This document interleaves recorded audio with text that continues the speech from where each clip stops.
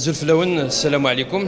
Donc, effectivement, nous sommes au niveau de la fédération, du siège de la fédération de Tizi Ouzou. Nous avons organisé une rencontre avec les militants et les cadres de la fédération dans la perspective de préparer un recueillement au mémorial d'Ifri Zulegen la journée du 20 août. Donc, ça rentre dans les activités de la direction nationale du FFS. Il y a d'autres rencontres qui sont programmées à Bidjaya, Constantine et même dans l'ouest du pays. Nous voulons marquer ce double anniversaire parce que ce n'est pas uniquement le congrès de la Sommam, double anniversaire pour la célébration du 65e anniversaire des attaques du Nord constantinois et le 64e anniversaire du congrès de la Sommam. C'est deux actes fondateurs de la révolution algérienne qui ont permis à notre pays de recouvrer son indépendance. Aujourd'hui, il est plus que jamais de faire appel à notre histoire pour puiser ce qu'il faut puiser de notre histoire, des expériences passées pour construire l'Algérie de demain. L'Algérie aujourd'hui a besoin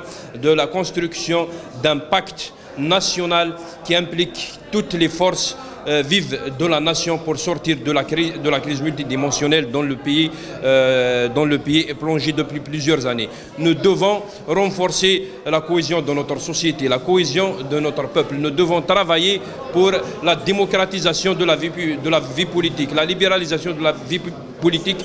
C'est pour cela que le FFS trouve que la commémoration du congrès de la Sommam est une étape très très importante pour réitérer notre serment de fidélité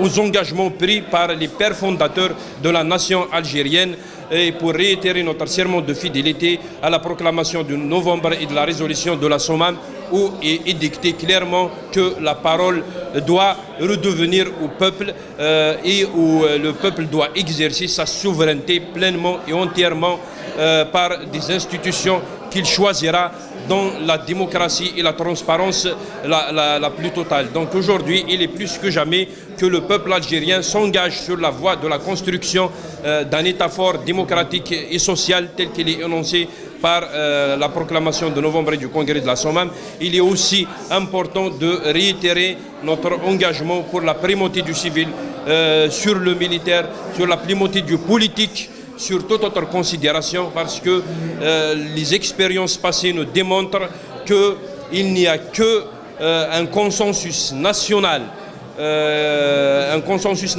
qui implique toutes les forces vives de la nation, tous ceux qui veulent apporter un plus pour le pays et dans la mesure d'apporter une solution pérenne, une solution durable, une solution politique à la crise dont notre pays vit actuellement. Donc c'est ça les objectifs un peu de notre préparation. Nous restons engagés auprès de nos concitoyens qui revendiquent clairement leur droit à l'autodétermination, leur droit à disposer librement de leur avenir. Donc c'est une étape historique qui va nous permettre de nous incliner devant la mémoire des Chouhada et des Moudjahidines qui ont libéré le pays, et également une étape pour réaffirmer notre engagement et notre fidélité à ce serment qui peut demain offrir une voie et de sortie à ce que vit notre pays aujourd'hui.